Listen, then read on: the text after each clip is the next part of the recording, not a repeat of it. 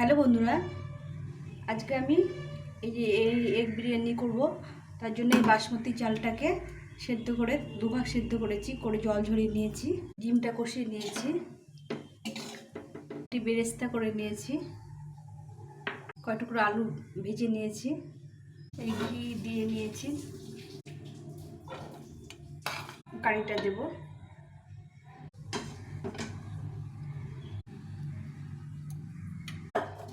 এরপর আরেকটি বিরিয়ানি মশলা দিয়ে দেবো, কেওড়া জল, গোলাপ জল, মিঠা তোরটা আমার কাছে নেই। এখন এই তাওয়াটা দেবো, ঘি দিয়ে দেবো, এই শিলনোড়াটা চাপা দিয়ে দেবো।